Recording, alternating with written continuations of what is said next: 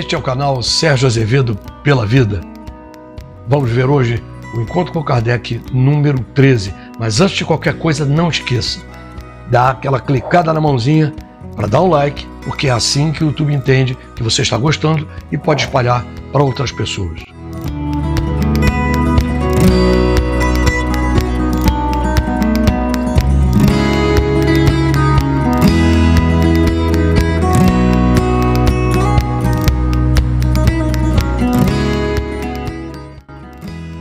Olá, nós vamos ver hoje o encontro número 13 e esse encontro é um pouco diferente dos demais porque a questão 222, que é a que nos referimos hoje, ela é uma dissertação que Kardec fez a respeito da pluralidade das existências. Na realidade, ele fez uma grande consideração, um texto, sobre um resumo da justificativa da pluralidade das existências.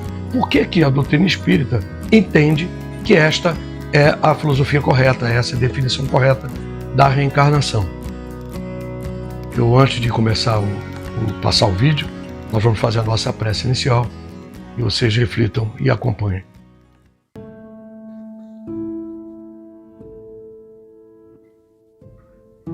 Deus onipotente, permite que os bons espíritos me assistam na comunicação que solicito. Preserva-me da presunção de julgar resguardado de espíritos maus, do orgulho que me induz ao erro sobre o valor de que obtenha, de todo sentimento oposto à caridade para com todos. Se cair em erro, inspira alguém a ideia de me advertir e a mim a humildade de aceitar a crítica e tomar como endereçados ao bom alvitre. Graças a Deus. Muito bem, nós vamos ver agora, e até um detalhe interessante, eu convido a todos vocês. Como eu falei, esse vídeo é um pouquinho diferente dos demais, ele é feito numa narrativa. E eu convido, realmente, aconselho a que vocês vejam o vídeo, ouçam, leiam o texto que vai estar sendo escrito e aproveitem para fazer um grande relaxamento, porque eu estou entendendo que esse vídeo vai ser uma grande terapia de tranquilidade para todos nós. Procurem fazer um relaxamento espiritual, um relaxamento mental, e vocês vão ver que vai ser muito benéfico, evidentemente, além de todo o conteúdo que é explicado. Capítulo 5. Considerações sobre a pluralidade das existências. Questão 222. Não é novo, dizem alguns, o dogma da reencarnação. Ressuscitaram-no da doutrina de Pitágoras. Nunca dissemos ser de invenção moderna a doutrina espírita.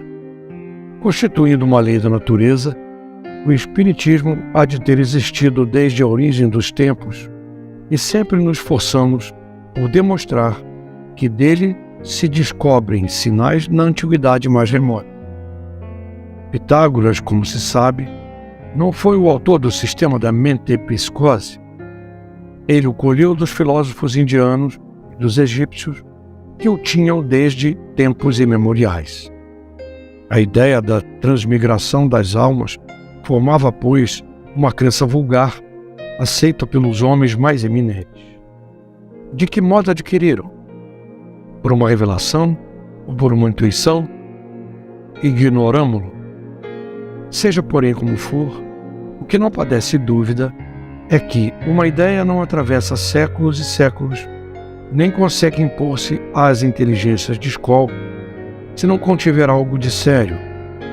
Assim, a ancianidade desta doutrina, em vez de ser uma objeção, seria prova a seu favor. Contudo, entre a metempsicose dos antigos e a moderna doutrina da reencarnação, há, como também se sabe, profunda diferença, assinalada pelo fato de os espíritos rejeitarem, de maneira absoluta, a transmigração da alma do homem para os animais e reciprocamente. Portanto, ensinando o dogma da pluralidade das existências corporais, os espíritos renovam uma doutrina que teve origem nas primeiras idades do mundo e que se conservou no íntimo de muitas pessoas até os nossos dias. Simplesmente, eles a apresentam de um ponto de vista mais racional, mais acorde com as leis progressivas da natureza e mais de conformidade com a sabedoria do Criador, despindo-a de todos os acessórios da superstição. Circunstância digna de nota é que não só neste livro os Espíritos a ensinaram no decurso dos últimos tempos. Já antes da sua publicação, numerosas comunicações da mesma natureza se obtiveram em vários países, multiplicando-se depois consideravelmente. Talvez fosse aqui o caso de examinarmos por que os Espíritos não parecem todos de acordo sobre essa questão. Mais tarde, porém, voltaremos a esse assunto. Examinemos de outro ponto de vista a matéria e, abstraindo-se de qualquer intervenção dos Espíritos, deixemo-la de lado por enquanto. Suponhamos que esta teoria nada tem a ver com eles. Suponhamos que jamais se haja cogitado de espíritos. Coloquemo-nos momentaneamente num terreno neutro, admitindo o mesmo grau de probabilidade para ambas as hipóteses, isto é, a pluralidade e a unicidade das existências corpóreas, e vejamos para que lado a razão e o nosso próprio interesse nos farão prender. Muitos repelem a ideia da reencarnação pelo só motivo de ela não lhes convir. Dizem que é uma existência já lhes chega de sobra e que, portanto, não desejariam e começar outra semelhante. De alguns sabemos que saltam em fúria só com pensarem que tenham que voltar à Terra. Perguntar-lhes-emos apenas se imaginam que Deus lhe pediu o parecer ou consultou os gostos para regular o universo. Uma de duas: ou a reencarnação existe ou não existe. Se existe, nada importa que os contrarie. Terão que a sofrer sem que para isso lhes peça a Deus a permissão.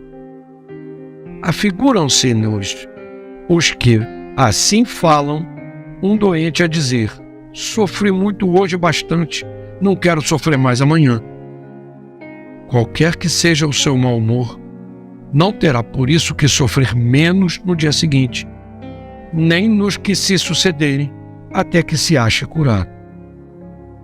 Consequentemente, se os que de tal maneira se externam tiverem que viver de novo corporalmente, tornarão a viver, reencarnarão. Nada lhes adiantará rebelarem-se com as crianças que não querem ir para o colégio ou condenados para a prisão. Passarão pelo que têm que passar. Não demasiado pueris semelhantes objeções para merecerem mais seriamente examinadas.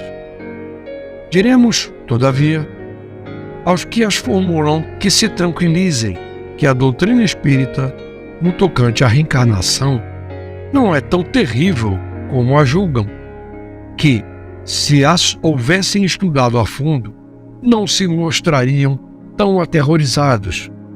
Saberiam que deles dependem as condições da nova existência, que será feliz ou desgraçada, conforme ao que tiverem feito neste mundo, que desde agora poderão elevar-se tão alto que a recaída no lodaçal não lhes seja mais de temer. Supomos dirigir-nos a pessoas que acreditam no futuro depois da morte, e não aos que criam para si a perspectiva do nada ou pretendem que suas almas se vão afogar num todo universal onde perdem a individualidade como os pingos de chuva no oceano, o que vem a dar quase no mesmo.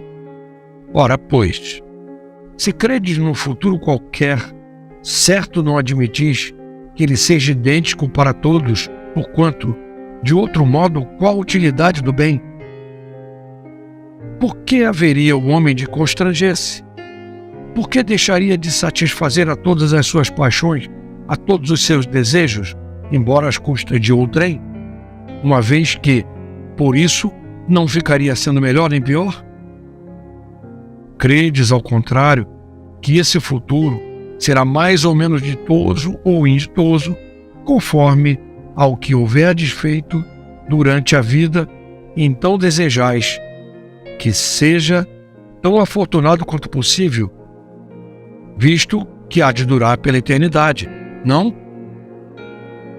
Mas porventura terias a pretensão de ser dos homens mais perfeitos que haja existido na terra, e pois, com direito alcançades de um salto à suprema felicidade dos eleitos? Não. Admitis então que há homens de valor maior do que o vosso, e com direito a um lugar melhor, sem daí resultar que vos contei entre os réprobos. Pois bem, colocai-vos mentalmente, por um instante, nesta situação intermediária, que será a vossa, como acabaste de reconhecer. Imaginais que alguém vos venha dizer: sofreis, não sois tão felizes quanto poderia ser, ao passo que, diante de vós, estão seres que gozam de completa aventura. Quereis mudar na deles a vossa posição?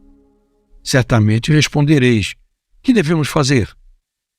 Responderão: quase nada. Recomeçar o trabalho mal executado e executá-lo melhor. Hesitaríeis em aceitar, ainda que há poder de muitas existências de provações? Façamos outra comparação mais prosaica.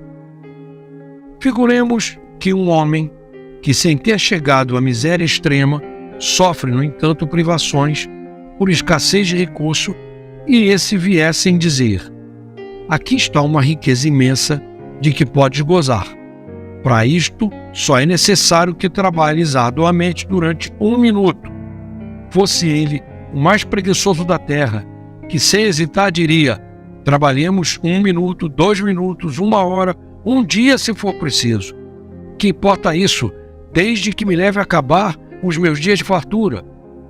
Ora, que é essa duração da vida corpórea em confronto com a eternidade? Menos de 1 segundo. Temos visto algumas pessoas raciocinarem deste modo. Não é possível que Deus, soberanamente bom como é, imponha ao homem a obrigação de recomeçar uma série de misérias e tribulações. Acharão, porventura, essas pessoas que há mais bondade em condenar a Deus um homem a sofrer perpetuamente por motivo de alguns momentos de erro, do que facultar meios de reparar suas faltas? 2 industriais contrataram 2 operários, cada um dos quais podia aspirar a se tornar sócio do respectivo patrão. Aconteceu que esses 2 operários, certa vez, empregaram muito mal seu dia, merecendo ambos ser despedidos. Um dos industriais, não obstante as súplicas do seu, o mandou embora, e o pobre operário, não tendo achado mais trabalho, acabou por morrer na miséria. O outro empresário disse ao seu: perdeste um dia, deve-me por isso uma compensação. Executaste mal o teu trabalho, ficaste a me dever uma reparação. Consinto que a recomeces. Trata de executá-lo bem, que te conservarei ao meu serviço e poderás continuar aspirando à posição superior que lhe prometi. Será preciso perguntar qual dos 2 industriais foi mais humano? Dar-se-á que Deus, que é a clemência mesma, seja mais inexorável do que o homem? Alguma coisa de pungente há na ideia de que a nossa sorte fique para sempre decidida por meio de alguns anos de provações, ainda quando de nós não tenha dependido o atingirmos a perfeição, ao passo que eminentemente consoladora é a ideia oposta que nos permite a esperança.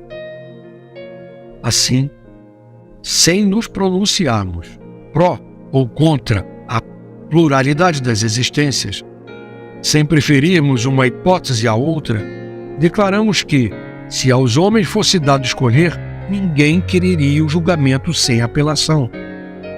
Disse um filósofo que, se Deus não existisse, fora mistério inventá-lo para a felicidade do gênero humano.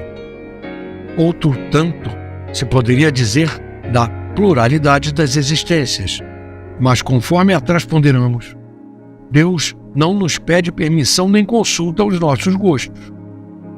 Ou isto é, ou não é.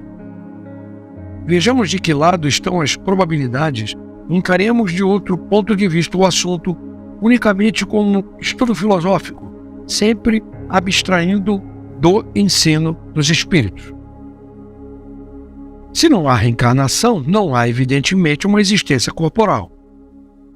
Se a nossa atual existência corpórea é única, a alma de cada homem foi criada por ocasião do seu nascimento, a menos que se admita a anterioridade da alma, caso em que caberia perguntar o que era ela antes do nascimento, se o estado em que se achava não constituía uma existência sob qualquer forma.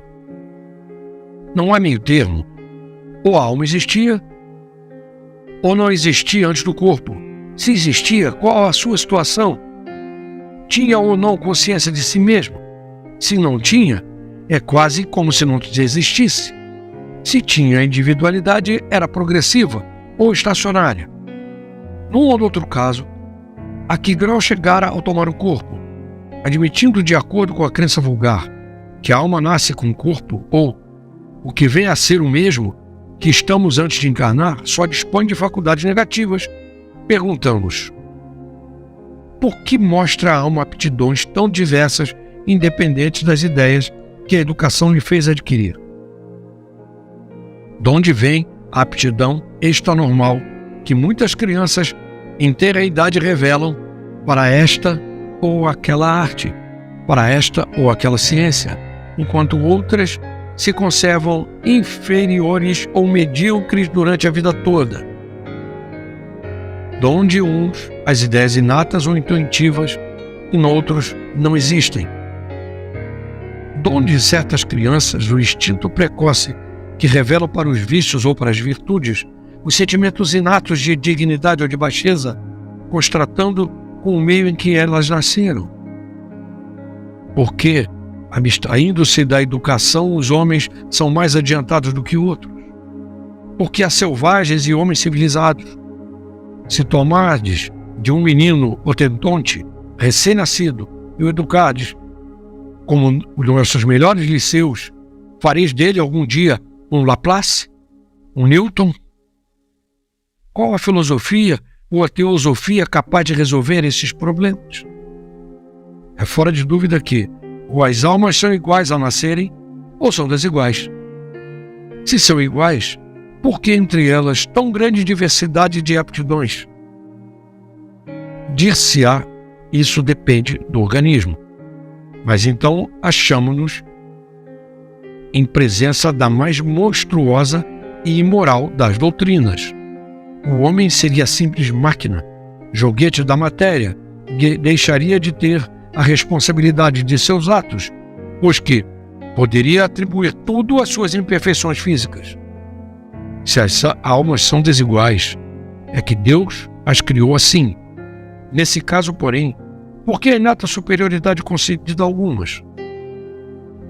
Corresponderá essa parcialidade à justiça de Deus e ao amor que Ele consagra igualmente a todas as suas criaturas? Admitamos, ao contrário, uma série de progressivas existências anteriores para cada alma e tudo se explica. Ao nascerem, trazem os homens a intuição do que aprenderam antes. São mais ou menos adiantados conforme o número de existências que contem, conforme já estejam mais ou menos afastados do ponto de partida. Dá-se aí exatamente o que se observa numa reunião de indivíduos de todas as idades, onde cada um terá desenvolvimento proporcionado ao número de anos que tenha vivido. As existências sucessivas serão para a vida da alma o que os anos são para o do corpo. Reuni em certo dia um milhão de indivíduos de 1 a 80 anos. Suponde um véu que os encubra todos os dias precedentes ao que os reunistes e que, em consequência, acreditais que todos nasceram na mesma ocasião. Perguntareis naturalmente, como é que uns são grandes e outros pequenos, uns velhos e jovens outros, instruídos uns outros ainda ignorantes. Se, porém, dissipando-se a nuvem que lhes oculta o passado, vierdes a saber que todos hão vivido mais ou menos tempo, tudo se vos tornará explicado. Deus, em sua justiça, não pode ter criado almas desigualmente perfeitas. Com a pluralidade das existências, a desigualdade que notamos nada mais apresenta em oposição à mais rigorosa equidade. É que apenas vemos o presente e não o passado. A este raciocínio serve de base algum sistema, alguma suposição gratuita? Não. Partimos de um fato patente incontestável. A desigualdade das aptidões e do desenvolvimento intelectual e moral, e verificamos que nenhuma das teorias correntes o explica, ao passo que uma outra teoria lhe dá explicação simples, natural e lógica. Será racional preferir-se as que não explicam aquela que explica?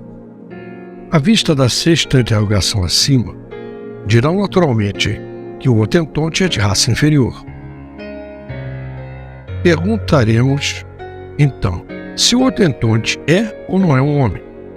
Se é, por que a ele e a sua raça privou Deus dos privilégios concedidos à raça caucásica? Se não é, por que tentar fazê-lo cristão? A doutrina espírita tem mais amplitude do que tudo isso. Segundo ela, não há muitas espécies de homens, há tão somente homens, cujos espíritos estão mais ou menos atrasados, porém todos suscetíveis de progredir. Não é este princípio mais conforme à justiça de Deus? Vimos de apreciar a alma com relação ao seu passado e ao seu presente. Se a considerarmos, tendo em vista o seu futuro, esbarraremos nas mesmas dificuldades. Primeiro, se a nossa existência atual é que só ela decidirá a nossa sorte vindoura, quais, na vida futura, as posições respectivas do selvagem e do homem civilizado? Estarão no mesmo nível ou se acharão distanciados um do outro no tocante à soma de felicidade eterna que lhes cabe? Segunda, o homem que trabalhou toda a sua vida por melhorar-se virá a ocupar a mesma categoria de outro que se conservou em grau inferior de adiantamento, não por culpa sua, mas porque não teve tempo nem possibilidade de se tornar melhor? Terceira, o que praticou o mal por não ter podido instruir-se será culpado de um estado de coisas cuja existência em nada dependeu dele? Quarta, trabalha-se continuamente por esclarecer, moralizar, civilizar os homens, mas em contraposição a um que fica esclarecido, milhões de outros morrem todos os dias antes que a luz lhes tenha chegado. Qual a sorte destes últimos? Serão tratados como réprobos? No caso contrário, que fizeram para ocupar categoria idêntica à dos outros? Quinta, que sorte aguarda os que morrem na infância quando ainda não puderam fazer nem o bem nem o mal? Se vão para o meio dos eleitos, por que esse favor sem que coisa alguma hajam feito para merecê-lo? Em virtude de que privilégio eles se veem isentos das tribulações da vida? Haverá alguma doutrina capaz de resolver esses problemas? Admitam-se as existências consecutivas e tudo se explicará conforme mede a justiça de Deus. O que se não pode fazer numa existência, faça em outra. Assim é que ninguém escapa da lei do progresso, que cada um será recompensado segundo o seu merecimento real e que ninguém fica excluído da felicidade suprema, a que todos podem aspirar, quaisquer que sejam os obstáculos com que topem no caminho. Essas questões facilmente se multiplicariam ao infinito, porquanto inúmeros são os problemas psicológicos e morais que só na pluralidade das existências encontram solução. Limitamos-nos a formular as de ordem mais geral. Como quer que seja, alegar-se-á, talvez, que a Igreja não admita a doutrina da reencarnação, que ela subverteria a religião. Não temos o intuito de tratar dessa questão nesse momento. Basta-nos o havermos demonstrado que aquela doutrina é eminentemente moral e racional. Ora, O que é moral e racional não pode estar em oposição a uma religião que proclama ser Deus a bondade e a razão por excelência. Que teria sido da religião se, contra a opinião universal e o testemunho da ciência, se houvesse obstinadamente recusado a render-se à evidência e expulsado do seu seio todos os que não acreditassem no movimento do Sol ou nos 6 dias da criação? Que crédito houvera merecido e que autoridade teria tido entre povos cultos uma religião fundada em erros manifestos que se impusesse como artigos de fé? Logo que a evidência se patenteou, a Igreja criteriosamente se colocou ao lado da evidência. Uma vez provado que certas coisas existentes seriam impossíveis sem a reencarnação, que, a não ser por esse meio, não se consegue explicar alguns pontos de dogma, cumpre admiti-lo e reconhecer meramente aparente o antagonismo entre esta doutrina e a dogmática. Mais adiante, mostraremos que talvez seja muito menor do que se pensa a distância que, da doutrina das visas sucessivas, separa a religião e a que esta não faria aquela doutrina maior mal do que lhe fizeram as descobertas do movimento da Terra e dos periódicos geológicos, as quais, à primeira vista, parecem desmentir os textos sagrados. Demais, o princípio da reencarnação ressalta de muitas passagens das Escrituras, achando-se especialmente formulado de modo explícito no Evangelho.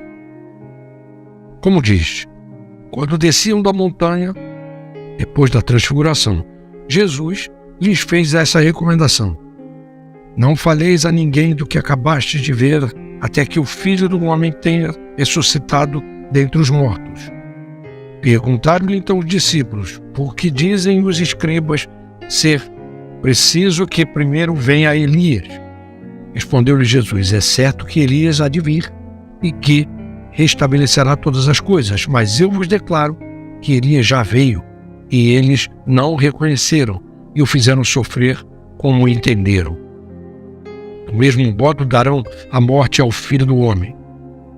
Compreenderam então seus discípulos que era de João Batista que ele falava. São Mateus capítulo 17. Pois que João Batista for Elias, houve reencarnação do espírito ou da alma de Elias no corpo de João Batista. Em suma, como quer que opinemos acerca da reencarnação, quer que aceitemos, quer não, isso não constituirá motivo para que deixemos de sofrê-la desde que ela exista, malgrado a todas as crenças em contrário. O essencial está em que o ensino dos espíritos é eminentemente cristão, apoia-se na imortalidade da alma, nas penas e recompensas futuras, na justiça de Deus, no livre-arbítrio do homem, na moral do Cristo. Logo, não é antirreligioso. Temos raciocinado, abstraindo, como dissemos, de qualquer ensinamento espírita que, para certas pessoas, carece de autoridade. Não é somente porque veio dos espíritos que nós e tantos outros nos fizemos adeptos da pluralidade das existências. É porque essa doutrina nos pareceu a mais lógica e porque só ela resolve questões até então insolúveis. Ainda quanto fosse de autoria de um simples mortal, tê-la-emos igualmente adotado e não houvéssemos hesitado um segundo mais em renunciar às ideias que esposávamos. Em sendo demonstrado o erro, muito mais que perder ou que ganhar tem o amor próprio, com o se obstinar na sustentação de uma falsa ideia.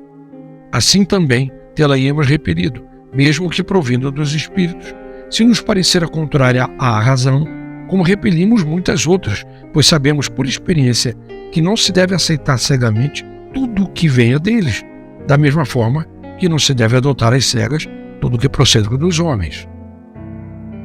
O melhor título que, ao nosso ver, recomenda a ideia da reencarnação é o de ser, antes de tudo, lógica. Outro, no entanto, ela apresenta o de a confirmar todos os fatos positivos e, por bem dizer, materiais, que um estudo atento e criterioso revela a quem se dê ao trabalho de observar com paciência e perseverança e diante dos quais não há mais lugar para dúvida. Quando estes fatos se houverem vulgarizado como os da formação e do movimento da Terra, forçoso será que todos se rendam à evidência e os que se lhe colocarem em oposição ver-se-ão constrangidos a dizer-se.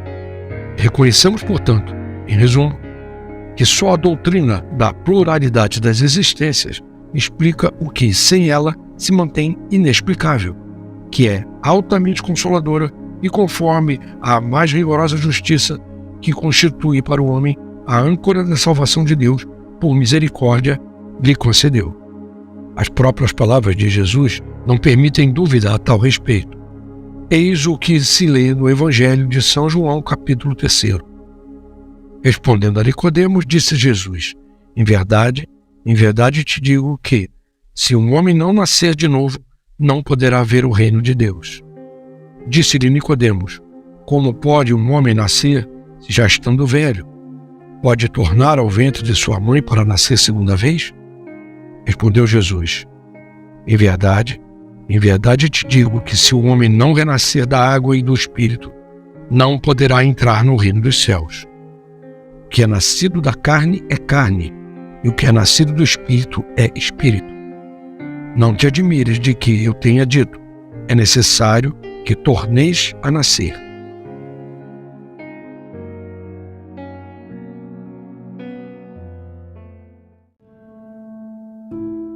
Vamos fazer a nossa prece final, encerrando o nosso trabalho de hoje. Levamos o nosso pensamento ao Criador e agradecemos por esses momentos de luz, pelo compartilhamento de bons espíritos que estiveram aqui, nos inspirando a mim e a todos que estão assistindo em boas ideias, e que possamos levar todo esse conhecimento para o nosso dia a dia, para o nosso desenvolvimento moral. Graças a Deus. Muito bem.